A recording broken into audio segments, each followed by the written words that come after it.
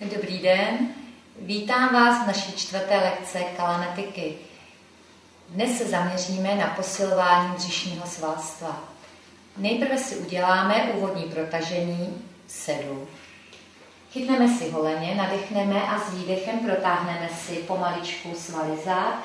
Bradu můžete spustit až na hrudník. Dýchejte do beder, abyste cítili protažení v zádech. Nadechujte, vydechujte, zpevňujte břicho, povolíme, nadechneme a obratel po obratli pomaličku přecházíme do lehu na záda. Podsazujte pánev, plynule dýcháme, můžete se chytnout za stehna a pořád podsazený pánve jedeme pomaličku dolů. Nadechneme ruce do vzpažení a protáhneme se vpravo a vlevo. Vytahujte do dálky. Na jednu, na druhou stranu, aspoň 2krát. A připravíme se na posilování břišních svalů. Paty si dejte blíž k tíždím, rukama se chytněte za vnitřní stehna, lokty vytočte ven, nadechněte, přitáhněte hlavu, zvedněte lopatky z podložky, břicho zpevňujte, ruce podél podložky rovnoběžně a s výdechem budeme přitahovat hrudník ke stehnu. Vydechujeme a přitahujeme. S každým výdechem cítíme napětí břiše. Výdech, výdech. Koho bolí za krkem ze začátku, než zpevníte krční páteř, můžete si ruce nechat v týl, podložit si hlavu. Vydechujte. Na začátku nemusíte jet hned 50, stačí 20 odpočinout a 20. S každým výdechem zpevňujeme malým pohybem, jdeme cíleně na posílení přímých břišních svalů. Měli byste aspoň vydržet těch 50. Jak začne pálení břiše, vydržte ještě chviličku, nepřestávejte. Povolíme, pomaličku položíme lopatky do podložky, nadechneme, kolena u sebe a rotací protahujeme kolena vpravo a hlavu vlevo do rotace, výdech. Pěkně se protáhněte, prodýchejte a znovu s nádechem kolena kolmo a rotace nad opačnou stranu, pomaličku hlavu přetočte, výdech.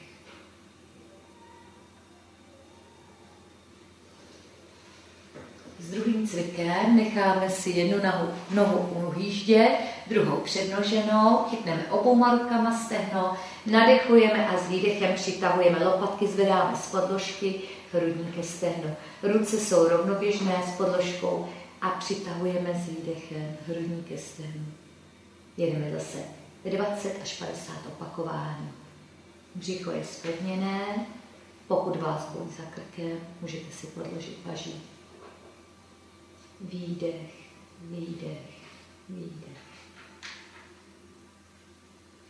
Zpevňujeme, posilujeme. Přitáhneme, povolíme a přednoženou nohu pokrčíme, opřeme o koleno a rotací protahujeme. Pravý koleno tahneme vlevo, pravý rameno nechte v podložce, ať protáhnete i prsní, i svaly bederní. Nadechneme, vydechneme, protáhneme a to sami zacvičíme na druhou. Přednožíme opačnou nohu, uchopíme obouma rukama, nadechneme a s výdechem přitáhneme hrudník ke stehnu, lopatky zvedněte z podložky a s výdechem přitahujeme hrudník ke stehnu. Přednožená noha, nedopínejte koleno, nechte mírně pokrčené, vydechujte. Pokud vás bolí za krkem, můžete si podložit pažema. Výdech, výdech. Zpevňujte. A pokud nebudete cvičit pálení, nepřestávejte. Povolíme, vracíme pomaličku zpátky, přednoženou nohu pokrčíme, opřeme o koleno, nadechneme a rotací jdeme levé koleno vpravo a opačné rameno do podložky. Hlava úklon, upažené ruce. Prodýchejte, protahujte. A Dostáváme se ke 4. cviku, aby zahřelo spodní břicho. Obě nohy přednožíme, uchopíme obouma rukama za vnější stehna, nadechneme a s výdechem přitáhneme lopatky, zvedneme z podložky, ruce podél těla a trošku zvedněte ten zadek z podložky a přitahujte hrudník ke stehnu. Přitahujte s každým výdechem, zpevňujte břicho. Výdech, výdech.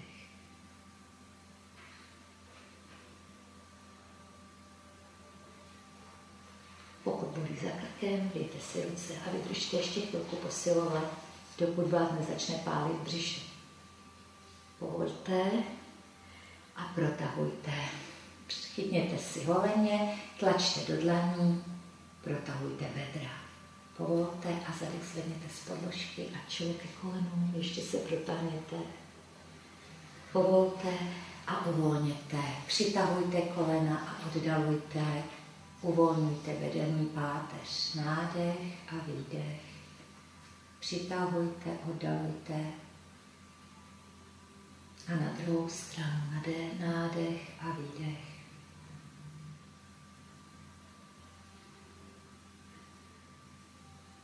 Paty do podložky, ruce podél těla, dlaněmi dolů. Budeme pomaličku, obratel po obratli, zvedat pánev vzhůru, rozložit na obě ramena, nepřetížit krční páteř a dolů s výdechem pomaličku pouštíme, vydechujeme. A ještě jednou naposledy s nádechem jdeme obratel po obratli, zvedáme pánev do roviny s předníma stehnama, zad, rozložte váhu na obě ramena a s výdechem pomalu pokládejte. Pomaličku se přetočíme na bok, pokrčíme se k kolenu, odtlačíme se a zkusíme ještě jeden cvik zacvičit a to bude lopatka.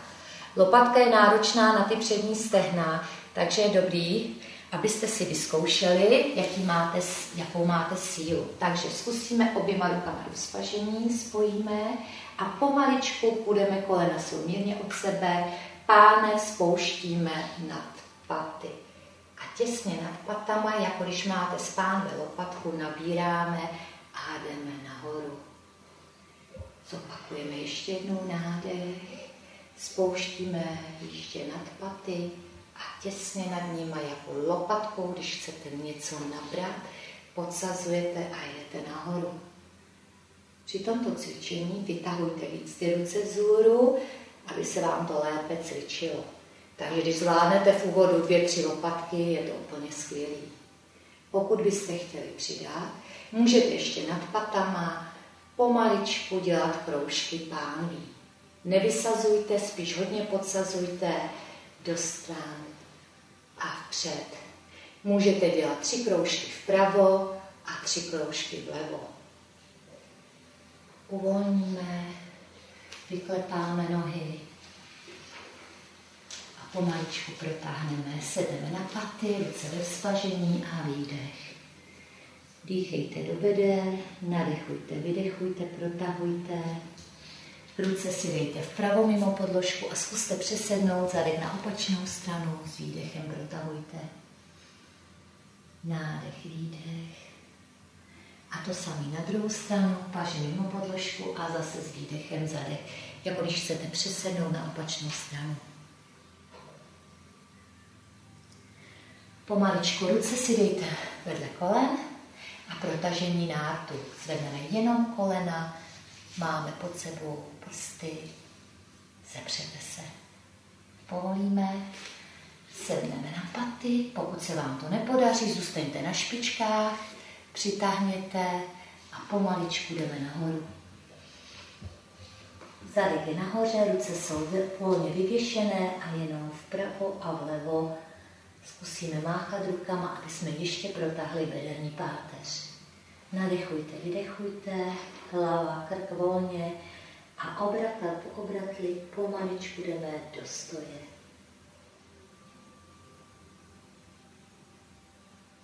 A to už je pro dnešek všechno. Já vám děkuji za pozornost, mějte se hezky a nashledanou.